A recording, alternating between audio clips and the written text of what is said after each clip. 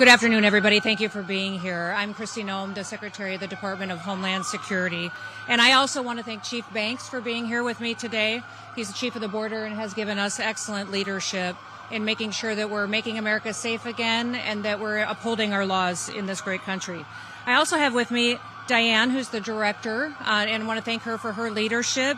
Sydney's over here as well, has been imperative in making sure this port of entry is run safely and that we are interdicting drugs like you see in front of you here today and getting them off of our streets so that they don't poison our next generation of Americans. We do have Sheriff Ken Jones is here with us today. I want to thank him for his partnership.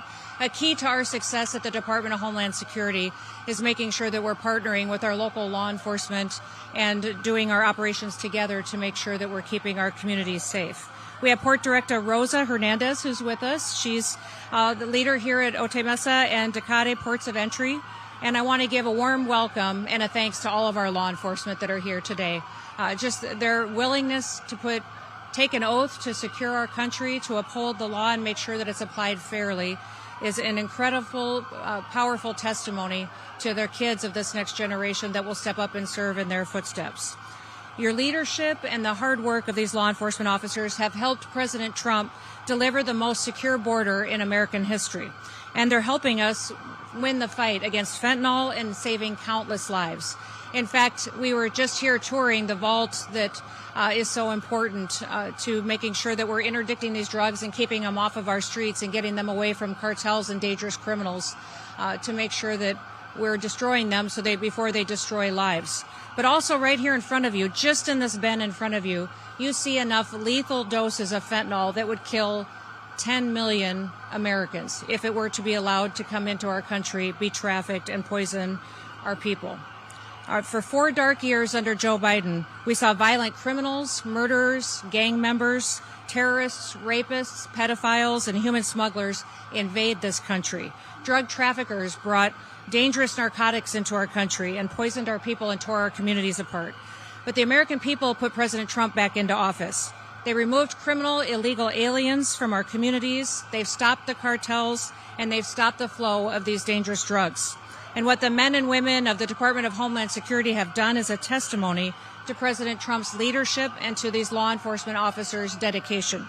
For 9 straight months, U.S. Border Patrol has released 0 illegal aliens into the United States. With fewer people that cross illegally, we make sure that our southern border apprehensions were much lower than during the Biden administration. In fact, 93% lower than during that administration.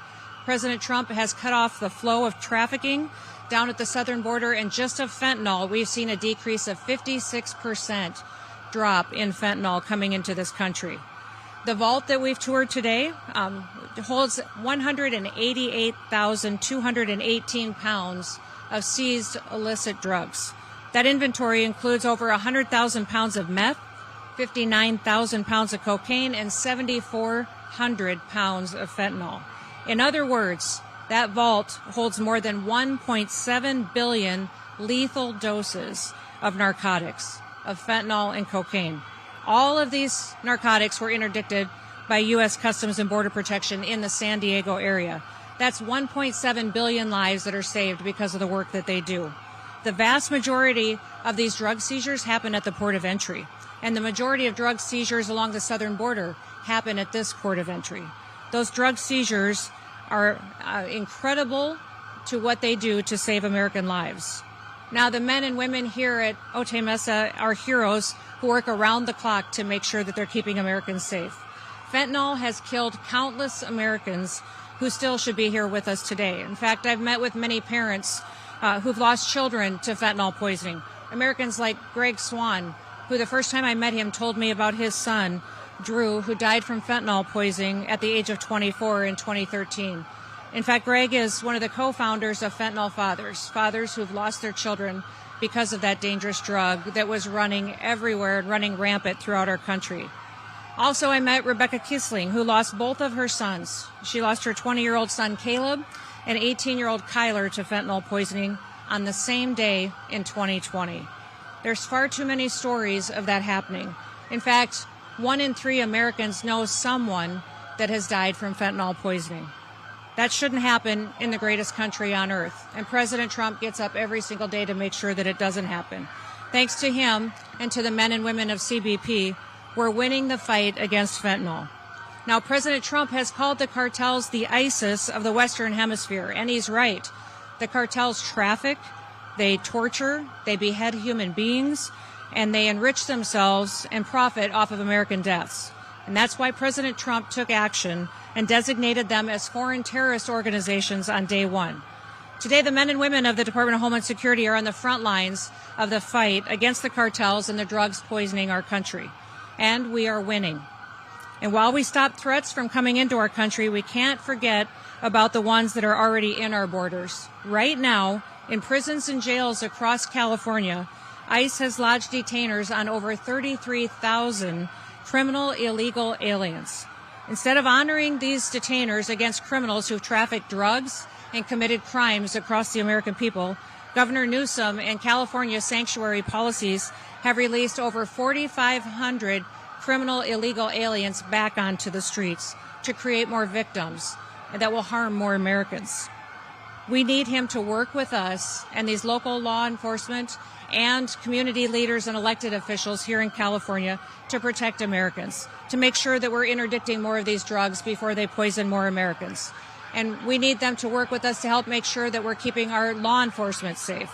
Our ICE officers and CBP officers are facing a 1,300% increase in assaults against them, a 3,200% increase in vehicular attacks against them, and an 8,000% increase in death threats against them. On January 23rd, an illegal alien here at the San Diego Sector Border Patrol attacked a law enforcement officer, hit him in the head with a rock, left him lacerated, bruised, and bleeding. He was hospitalized, but his assailant did escape. That attack was the 7th recorded assault on a Border Patrol agent in San Diego since October. Law enforcement officers take an oath. They pledge to protect citizens, and they work hard to uphold to the truths that our founders created this country on. In the Declaration of Independence, our founders pledged their lives, their fortune, and their sacred honor to keep people safe so that fellow Americans and our children could live in freedom, that they could live in safety. And that's the same pledge that our law enforcement officers take each and every day. They deserve our gratitude. They deserve our thanks because their job never ends, and they keep working every single day to make sure that Americans are safe, that they're protected from criminals that would not just traffic them and their children, but also traffic these drugs in to kill our next generation. I want to thank you all for being here, and I have all the confidence in the world of the law enforcement standing here today to continue to do their work, to protect Americans. And with that, I want to introduce Chief Banks to come up and share a few words with you as well.